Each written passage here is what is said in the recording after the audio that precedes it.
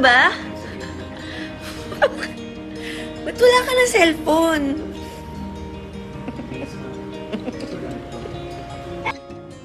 Nagtrending ngayon ang isang video ni Kim Chiu na kinukuhanan niya si Paolo Avellino habang papasok ito sa kanyang dressing room. Sa video, makikitang nagbibiruan at nang-aasar si Kim kay Paolo bilang paraan ng paglalambing. Hindi naman nakapagtataka na nagpakilig ito sa kanilang mga fans. Agad namang umani ng libu-libong views at likes ang video, patunay na talagang tinatangkilik ng publiko ang tambalan ni Kim at Paolo. Sa dami ng mga nagsusulputang teorya at spekulasyon, isang bagay ang tiyak. Excited na ang kanilang fans na mapanood ang kanilang pelikula, na siguradong magpapakilig at magpapatibok ng puso ng marami.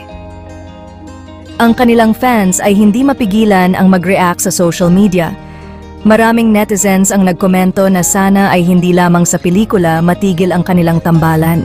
Umaasa silang magkaroon pa ng maraming proyekto ang dalawa at hindi malayong mas lumalim pa ang kanilang relasyon.